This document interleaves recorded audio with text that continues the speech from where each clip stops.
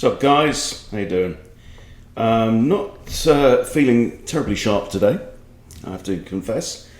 I played a bunch of Blitz games this morning and I've managed to drop from over 1500 to just under 1400 in the space of about 24 hours. So definitely a bit on the dopey side for this Monday morning. This is now 3 weeks without coffee.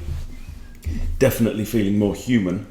Although, not having that morning hack of just that boom of caffeine means that, I'm a bit more sensitive, if I've had a drink the night before, because obviously it's just been the weekend. We had a drink and watched a couple of movies last night, which was nice. So anyway, what I'm going to do today is I'm going to go through a game by Newspeak, who is a new follower, and said, hey, could just check out my recent games and let me know any tips. So why not?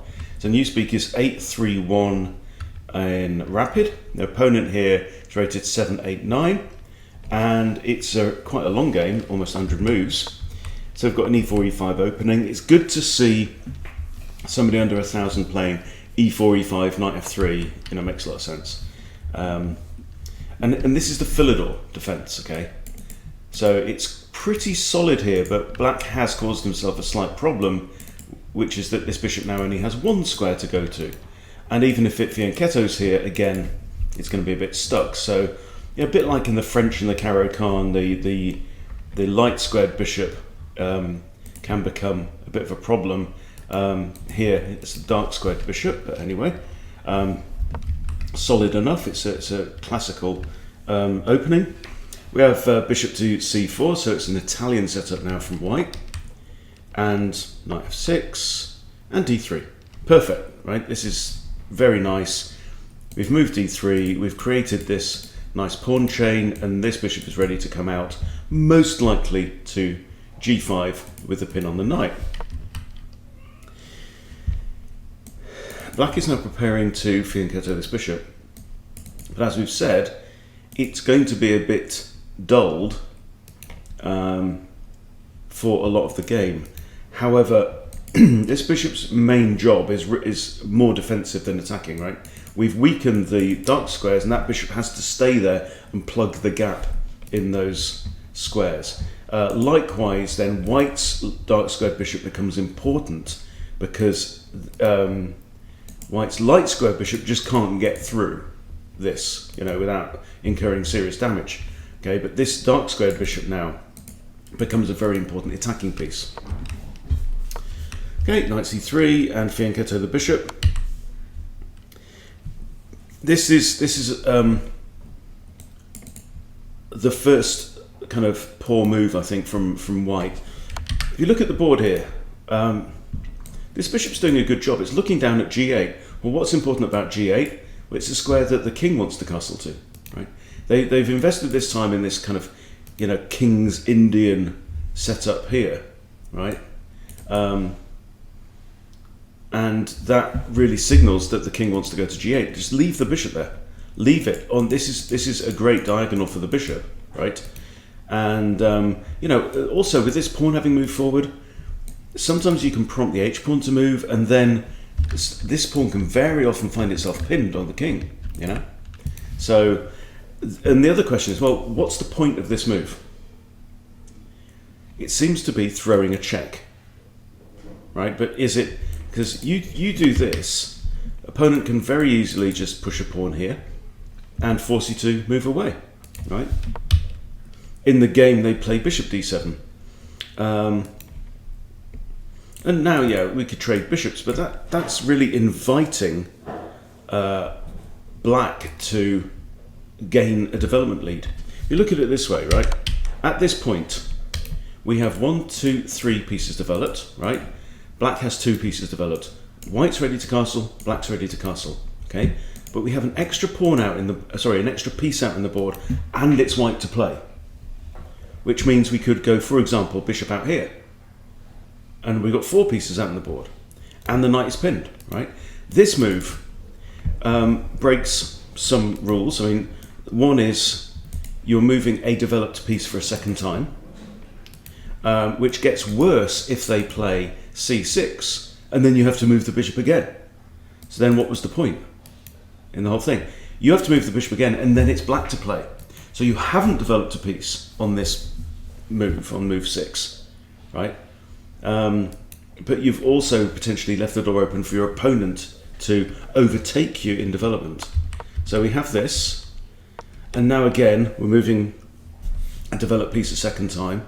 You have to say, what is the point of this move? Where is this knight going? Well, it's not going there because it's defended twice, rook and knight. It's not going here because that's also defended by the king, right? Now, if the bishop was still on c4, on this super diagonal, right, then that would have been a different issue. The knight might have come in with a serious threat, okay? But again, it's making us look a bit silly having moved that bishop. Black castles. Okay. And here, the eval is actually saying that black is slightly better, just slightly better. And the main reason for that is because of this. Right, we've moved the bishop, we didn't have to move it. Okay, white castles. And now black decides to kick the bishop. Now, you know, he's making pawn moves, but this dark squared bishop isn't developed yet. So, you know, there could be an opportunity here to gain some space here on the queen side of the board, right, at the expense of this bishop, which stepped out of line for no good reason. Okay, so here we go. We have traded. But the problem here is, okay, look at this, what this bishop has done, right? Developed once, perfect, right? Moved twice, not great. Moved a third time, and now it's going to get removed from the board. Okay, here we have queen takes. Knight takes would have been fine as well. Okay, and now let's assess the situation. Both sides have castled. 1, 2, 3 pieces off the back rank. Okay, white has 1, 2 pieces off the back rank. So these little moves matter, right? Don't throw a check in just because it's a check. Okay, so where do we go from here? Well, I'm still got eyes on this guy, right? Our one remaining bishop. So we want to use that. Okay, bishop comes out to e3. This is fine. What's good about it is that you can now put the queen behind the bishop, and then this bishop can find its way to h6 and try and swap off with this dark square bishop, thereby leaving the king's defences materially weakened. Black plays a good move, knight c6, completing development.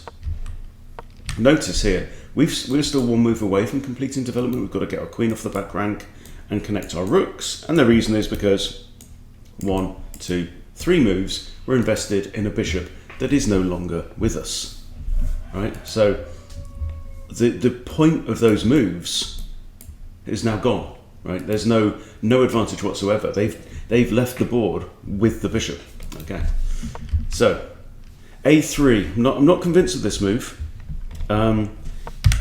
Again, this is a very, very typical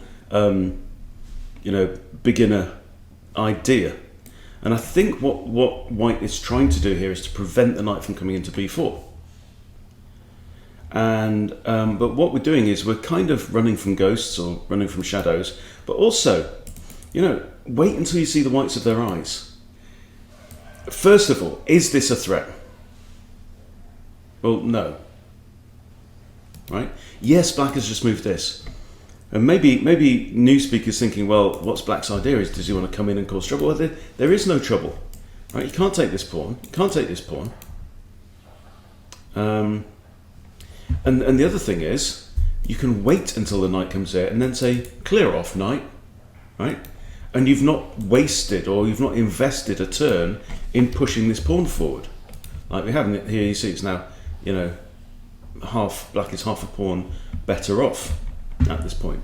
Don't need to, preempt this because it's not dangerous in itself. Yeah, if you want to move the queen away, right, then yes, the knight is 2 jumps away from maybe capturing a pawn. So maybe that's the only idea. Because, for example, if we moved our queen now, well, not to there because it get took, moved our queen now, then the knight comes in, and then we've got an issue with this pawn. Yes.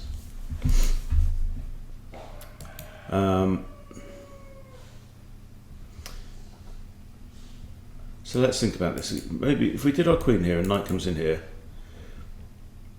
looking at 2 pawns, only one of which is defended. You kind of have to play rook f to c1, which could be a pain. The engine here is saying that the best move for white is to retreat the knight to f3. It's also saying this knight to e2, maybe with the idea of bringing it across, right? And then the final one, bishop to d2. All kind of retreating moves. That's interesting. So yeah. So I mean, basically, what we said from this is, okay, you can't develop the queen. You know, beyond. I mean, yes, you can come here or come here because they still defend c2, right? But if this is the idea to bring the queen to f3, then yes, this makes sense. Okay. If this is not the idea, then this move is not required yet. Okay, so we push the pawn. Knight now comes in a completely different direction, comes into d4, and yes, it's eyeing up this pawn. However, now might be a good time to bring the knight back to f3 and say, what are your intentions, knight? Now we can't capture this knight. Why not? If we bring our knight back here, we can't take here because after pawn takes, it's a pawn fork, right? Whenever you've got 2 pieces with one square between them, horizontal, you've got to watch out for those sneaky little pesky pawns, right? Or another idea, knight to e2, again threatening to trade, and then getting out the way of the pawns, so we can push the pawns. b4, no, I don't buy. I don't know. Right, what we need to think about doing is having a solid anchor for a pawn wall, yeah? And then gradually pushing those pawns forward. Okay, so something like knight to here and then c3, yeah. So tell this knight that's, by the way, already had 2 moves invested in him as well. Yeah, what's your intention? Okay, but move your pawns up together. This has created now a big hole, and this is a backwards pawn, right? This knight now needs to move. We need to get that pawn up to c4. There's the queen defending the back of there, and the rook defending that one. All right, b5 is played. Not sure why. But anyway, we're looking. Oh yeah, nice. So yeah, this is a move that I was looking at like that. Black is still slightly better. Should retreat the knight to e6 according to the machine, but no, brings out the queen. Now we have some interesting tactical tension, right? The knights are looking at each other. If this knight moves and takes the other knight, the queens are looking at each other. They are, it has to be said, both defended. This queen is defended by both rooks and a knight. This queen is defended only by a knight. So, we have, again, 2 attacks, but again, we've got a problem. We can't take this knight with a knight, because if pawn takes, we lose material. And that is what white does, okay? Got to be conscious of this. Actually, no. Forget all that, right? Because this knight is no longer here. Hang on. Right, of course, the pawn is undefended where it is now. No, but if this knight should move, then the bishop would defend the knight on d4. Okay, but this is okay. The pawn takes now, we can have bishop takes pawn. Okay, there we go. My mistake. I told you I wasn't at my sharpest today, but doing my best, struggling through. Okay, black to play. Trading queens. Interesting question. You don't want to recapture with a knight, I don't think. This knight's going to have more opportunities going that way. I don't think that's ideal for him. So, I would probably recapture with the A rook, with the idea of centralizing the rooks, and then look, we've got a 2-on-1 pawn advantage here. That might make sense. Good. Okay, rook A e8. Okay, I think I disapprove on this, and the computer kind of agrees. So we've gone from plus 1.5 for white to plus 0.75, right? Okay, and it still comes back to this, right? Light squared pawns, dark squared holes, keep this guy. Yes, the queens are off the board, right? The other thing is that we've only got 1 out of 8 files here, right? Only 1 is blocked up, right? Or the rest have mobile potential. Okay, we've only got deadlock on 1 out of 8 files, so that would tend to favour bishops towards the end of the game. If the board is very much blocked up, then knights may be better. Okay, so here what we're doing, we've got very equal position, right? We are a pawn up, it has to be said, but I would probably look to trade off the knights. Yeah, I mean, there's an argument if you're up in material, but this is 1 pawn. It doesn't make a massive difference. But this now, yeah, it's not so great. Now we have to move our knight. Okay, so in comes the knight. This is nice. Okay, bishop comes in now. And now at this point, what you want to be doing is thinking about trying to get all of your pawns onto light squares so that they're invisible to the bishop. Okay, we actually have c3 here. c3 because it's defended by the knight. And then the bishop can't go there, or there, or there, or there, And obviously can't go to any of these because this pawn will be there. So this will really drive the bishop back to one of these squares. Interesting. Okay, but we grab a free pawn, and this comes with a fork on rook and pawn. Well spotted. The other interesting thing is that because of the square, right, pieces have a kind of, they can attack all 4 corners of something, right? This rook, even if this pawn wasn't there, it couldn't defend the pawn by going here, and it can't defend the pawn by going here, right? Because the knight controls all the corners of the square, which is obviously a rectangle. So attacks the knight. This is actually a skewer. And you see, mentioned this backwards pawn earlier on. Now is when it, becomes meaningful because it's undefended. Right? And you really want pawns defended by pawns. So this pawn is really safe, right? It's defending this pawn, and because there's a pawn in front of it, so we've got a semi-open file here now, having snatched off this pawn. Okay. Yeah. I mean, right now it's not in too much danger. But yeah, so maybe would that have been a better idea? So here, yes, actually, I'm looking at the engine now. The engine says c3 is the best move here, plus 1.7. This is the second best move. Okay, rook c8. Okay, now we grab another pawn, but suddenly the eval has swung the other way. Suddenly, now it's negative 1.9 in black's favour. The computer now says that black is the stronger, although he's like 2 pawns down, 3 pawns down. 3 pawns down, yet winning. Why? I think that the biggest imbalance on the board is we've got a knight, which are plodding and slow, and also that quite easy to trap sometimes as well. This knight actually is out of squares right now, can't move, which is not great. So something like this, would that trap the knight actually? Okay, so it looked great, right? But white's plus 1.1 here. White's doing well. After this, now it's still saying push c3. It's saying forget the knight. Let him keep the horse. It's yours, right? Get that bishop off the board. So that's just one of those things that comes with experience. Why trade off a long-range, high-speed piece towards the end game with an open board, right? An experience would normally tell you, I'd much rather get my opponent's bishop off the board than get my bishop off the board. And here it's coming back to bite. So we lose the pawn. In fact, yeah, rook takes c2 is the best move here, and the knight is still actually trapped, right? So for black, if he figured that out, he needs to be saying to himself, right, this pawn stays on d6, this guy, because he's doing an important job of trapping the knight in.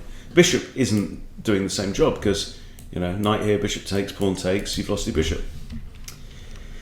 So now we have issues. Now it's a backwards pawn. You see we've deleted this other pawn that's in front of our rearmost pawn as well. Okay, and now we're proposing to trade off rooks. Okay, Rook fc8. I can't go there because of the bishop. Tough position. And the knight is trapped. So I probably think about creating an escape square, maybe for the king, something like that. Okay, we trade off. Now you have to notice black has 2 attackers on here. It is defended twice, so this is all right. The problem is this pawn. Right, it can't proceed because it's going to get eaten. Okay, h4. This is, yeah, not accurate. Again, it's now a -3 in black's favour. Okay, rook comes across. Ooh, ooh. Interesting. So this is a serious mistake. Why? Why is this move? Because suddenly now white is better. Well, for one thing, it's allowed the knight out into the board. Okay, knight c7, yeah, is the best move now. And this is what white plays. Okay, so you had that horse all boxed in to its stable, right, from here. This, and maybe black just didn't notice that the knight was trapped. Maybe. If he had, though, he can say to himself, right, as long as I keep my rook here. In fact, the knight has b8. What am I talking about? But if you drop the rook back here, so the computer's saying rook c6 is the best move. We're attacking the knight, then it has to go back here, right? Knight b8, then rook b6, then knight d7. Okay, so this is where they are now. Then rook b7. What? That's really complicated. Then rook over. Oh, I don't know. Stockfish stuff. Okay, so now our knight gets out. They grab a pawn, but now we can grab a pawn with a fork. See it? Right? Look for this shape. 2 pieces on the same colour, and this is an extended L shape. It's like a knight's move, but it's 1 longer. Okay, and this is a sign of forkability by your knight. Capture. And now we are actually 2 pawns up, and we have to remove the bishop. Have to remove the bishop. Okay, they grab a pawn. Good. You take it a bishop. And now this is a passed pawn, okay? Because there's no A pawn, there's no C pawn, there is no pawn that can stop the progress of this. So I'd imagine they're going to take our knight. The move I would play would be rook b1. Good. Forget about this one. This doesn't matter, right? It's all about Barry the B pawn now. Go, Barry, go. And Barry is going to win the foot race against Dave. Okay, good. This is now also instructive. So black has done a reasonable thing here. So what black needs to do now is get his king over to this square, where he can then capture the pawn, and if rook takes, king takes. So we've eliminated the pawn. White's problem is Dave the D pawn. So what white needs to do now is get his king in front of Dave. Right? Leave this rook here. Yeah, there we go. Perfect. Yep. Oh yes. There you go. And that's 1.7 in white's favour. Pawn comes forward. Okay, come in with check.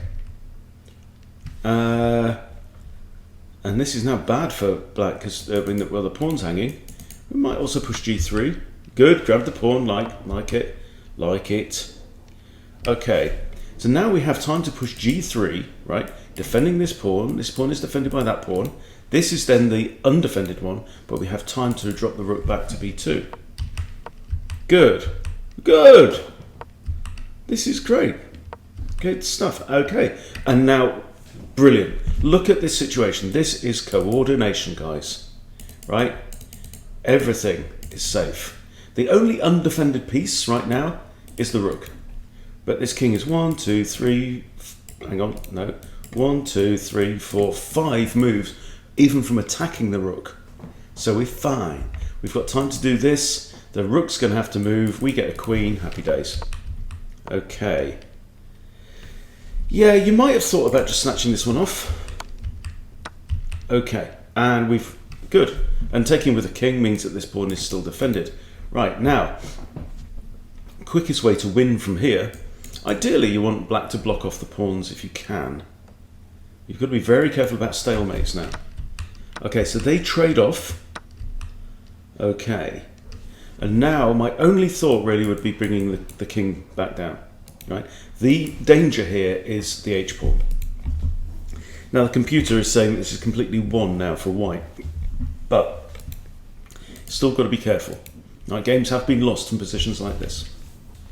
The only way that black can, this is what you have to say to yourself now in an ending, if black is somehow going to pull this out the bag and win this game, how is he going to do it?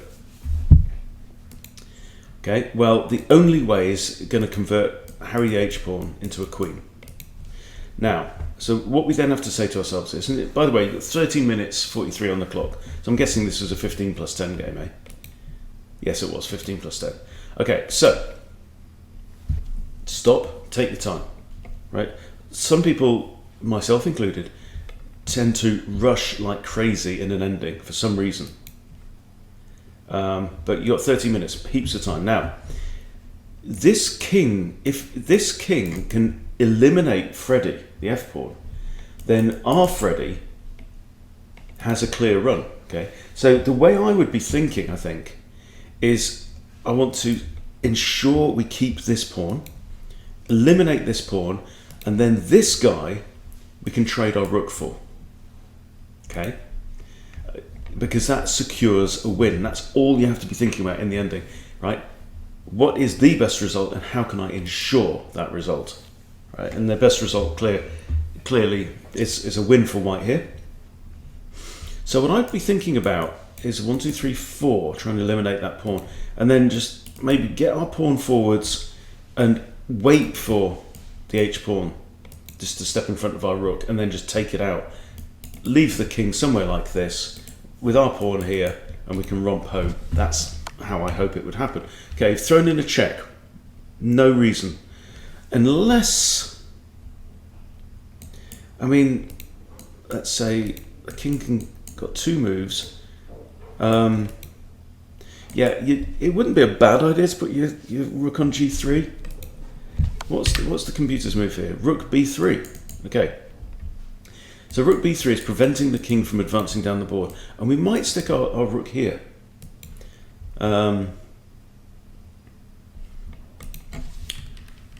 But also, oh, actually, rook b4 check is the engine's second best move. Okay, good. I'll take that. King comes back. Another check. Why? Why the checks? And now the f-pawn is advancing, right? We don't want that f-pawn to advance. We want our king to snatch that pawn off the board. And this is now making life a little bit more complicated. Now the king comes in. Good to see. Right, and you got to stop Harry. Got to stop this pawn now. Bring the king in. Good. King comes down. Check. Blocks. Okay. This is still good for white. But we have to be very careful about this. If we can get our king like to this square, one of these 2 squares, we know that pawn's gone. This rook is going to have to come back to b1. Good. Yes, now we don't have to drop the rook back yet. I would probably throw in f3. No, the computer's saying rook b7 or rook b8 or rook b6. So getting behind this pawn rather than being in front of it. Okay. But we, like we say, we have time to do that. Okay. We go here, they go there, we go behind the pawn, and then we've got, you know, all of this space, and the king can come up and down all at once, but it can't dislodge this rook. Oh, we'll just eat the pawn actually. So it can't even move away. This is interesting actually, yeah. If we come behind the pawn, the king can't move anywhere. Can't go here because it'd be in check. Can't go here or here because it'd be in check. And here or here, rook takes pawn. Good. Good to know. Okay, we've gone the wrong way, but it's still winning, don't matter. Pawn, and now I would probably have 3. No, saying rook h1. Rook h1. and black finds himself in a pickle, right? We come here, this pawn can't move, okay? So we come here, if this pawn moves forward, our king just drops down. And then they can't go here or here. So their king is going to have to step away from the pawn, so they only move, then we grab the pawn. Good, rook h1, like it. Okay, now you have to be very sensitive about stalemate. So king f3, and this is forced. And then you can win the pawn.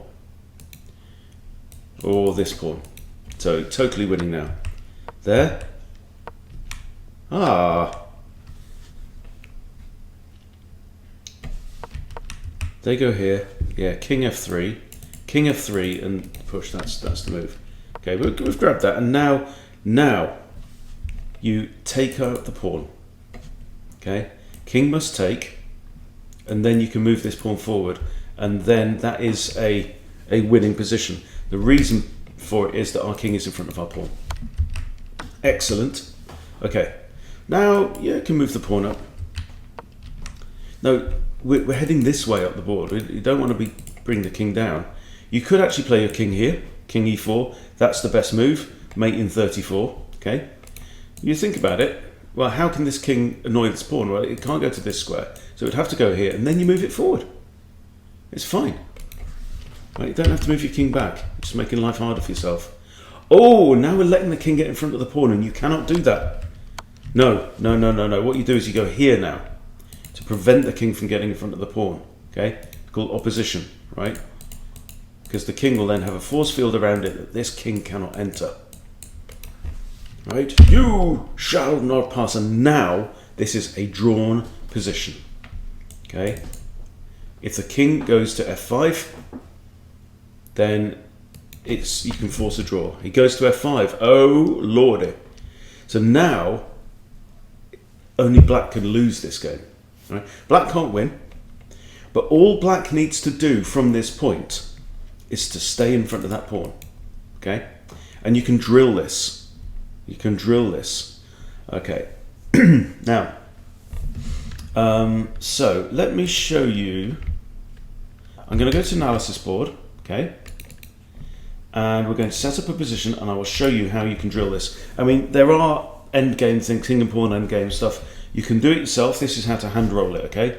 So what is our situation? Our situation is like we've got a king, we've got a pawn, enemy king is in front, okay, white to move, and you go practice versus computer, okay? That's it. And this is set to stockfish on full fat setting, but if you want to play against, a slightly weaker one, you can go change bottom, whatever. So it's white to move now. So what am I going to do? Come back here. Right? Now notice, if the king can stay in front of the pawn, it stays in front of the pawn. If it can't stay in front of the pawn, then you move into opposition with the opponent's king. Okay? I come forward. You see, he's just moved into opposition. 2 squares away, and now what can I do? I can't progress. Okay? I've only got 2 things. I can retreat the king, or I can push the pawn with check. Sounds good? Doesn't work. Right? Go forward again. Oh. Okay, now I have to, this is forced because I have to protect the pawn. Okay, we might be in here, blah, blah, stalemate, okay? Let's do it again. You can close that down, you can say black to move. I'm going to flip the board and practice versus computer. Am I now black? We shall see. Okay, black to move, okay? So, can we stay in front of the pawn? Well, no, because we can't go there because we're being checked from the pawn, and we can't go here or here because of the king, yeah? So, what do? We take opposition. 2 squares apart. Come back in front of the pawn. Can we stay in front of the pawn? Hell yeah. Can we stay in front of the pawn? Yeah. There. Okay, we can't stay in front of the pawn now because we're being checked, so we take opposition. Now we go in front of the pawn. In front of the pawn. Opposition, la-di-da, right? And it's just going to repeat. This is completely drawn, okay, with accurate play, and it's one of the most basic endgames. Now, Where is our game? Here is our game. So, I'm guessing that black... The thing is, most players under 1,000 won't know that principle, but when you learn that, you will draw games that you should draw, and you will win some games that you've got no right to win. Okay, if you know some of your basic endgame stuff. Okay, so now he takes opposition. This is good. Okay, good. We move to the side. Okay, no, right, bad, not bad king, bad. 3B dull 88. Now this king just moves forward. Okay, and this king now, the black king now cannot get back in front of the pawn. Perfect. Move the king forward. Oh yeah, nice. Okay, but the point is we want to get our king like to this square with our pawn like here and just roll out the red carpet, and in he goes. Okay, move the king forward again. This is okay, he's still winning. And I think you can move the king forward again actually from this position. Right, now he's in front. So here's the key thing. You cannot have your king behind your own pawn, because as we've seen, that will be a drawing position again, right? So, king foot, brilliant. Okay, and now we go here. Okay, this is the other thing. When your king is in front of your pawn and you're trying to push it through, okay, you go here, so their king now cannot get onto their file, right? And that's just it. King G7. No, King G7 is absolutely winning here, because look, you control the red carpet and there is nothing to stop the pawn. There's no need to do that. Okay, thank you, good. And now we have a queen. Okay, and it's possible to do this now in 6 moves, apparently. Okay, so computer saying queen C5, cutting off all of these angles and forcing the king here. That's quite sophisticated. Okay, so again, something else that you need to know: how to get a checkmate with a king and a queen against the king without stalemating your opponent. Okay, so the queen is a knight's move away from the king. Right, okay, so what I would do here is just move the king up. Okay, now it's a knight's move. Okay, now move the king up. So you want to, okay, now move the king again. Okay, with all these these checks aren't really helping, because the king can just slide up and down. We've not achieved anything with that. What we have to do is we have to press this king to the side of the board, and we have to use our king to do it. Thank you. Right? Now you can't go there, or there, right? So now the king has to go back. Now he goes back. And now use your king again. The king is the key to... No! Not that. Right? You can put your queen here. You put your queen here, she dominates this whole C file, and the king is then trapped in A and B. Right? But this check doesn't help, because look, now he comes back towards the center. Right, stop doing that. Bring your king in. Thank you. Okay. And now we're very, very close. Okay, so now I would probably just I'd burn a move, dropping the queen back. You want to get your king onto one of these squares, right? Imagine the squares that the knights jump out to. Yeah, the natural developing squares for the knight, C3, C6, F3, F6. Get your king on one of them, you're happy. Okay. No, king on there. Oh, in fact, king on there would be stalemate, so good point. Right, throwing in checks for no reason whatsoever. Okay, now, yeah, the point is you want your king on that square. Okay, all these checks. That would be stalemate as well, actually. You've got to be very careful here. Okay. Again, you've got to watch out for stalemate. So I really would drop the queen back. Okay, keeps giving checks. We've got another dozen moves. Okay. This is great. I mean, this is really instructive. Right, the king goes on that square. Okay, king goes on that square. But let's see how he does it in the end, because he's really working for this. Yeah, these checks. The checks don't help. Right, the checks force the opponent's king to move. So you know this king wants to find its way towards the center of the board. Of course it does. Okay, and that is now finally a checkmate. Okay, but again, let's go back to the analysis board, okay? So, right, so we're going to take that off the board. We're going to put this on the board, okay? We're going to go white to move and practice versus computer, okay? Do this. Do this. Oh, all right. Hang on, it's the computer. The computer has done itself right. White to move, and I'm going to be white now. There we go. Okay, so what do we do? Right. Let's try and keep this really simple. I'm going to put my queen on the 5th rank, okay, to keep the king now quarantined in that part of the board, okay? Now what I'm going to do is I'm going to move my queen up again, because he's moved backwards, right? And now he's only got 8th and 7th to play with.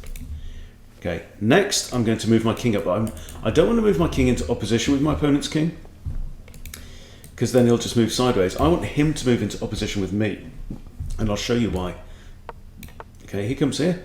I'm now going to press him across with my king, and at some point he's going to have to step back into opposition. Okay, opposition. And we know what this means is because my king has a force field around him, this king now cannot come forwards, and if I put my queen here, he can't go on these squares either, so he's going to be forced back. There he goes. Put my king on here, and checkmate. Okay? So you need to drill that. Drill that. You know, if you hadn't had an increment on this game, yeah, somebody would have lost on time. But definitely interesting, and definitely, yeah, thanks for sharing that one. I think, yeah, we've definitely teased out quite a few interesting learning points in that. But yeah, if you guys want to do this kind of stuff live with other players, some around your own level, maybe some higher, maybe some lower, right? But in a social context, that's what Chess Bootcamp Live is all about. The link to check it out and join is in the description. But other than that, thanks for watching. We'll see you soon.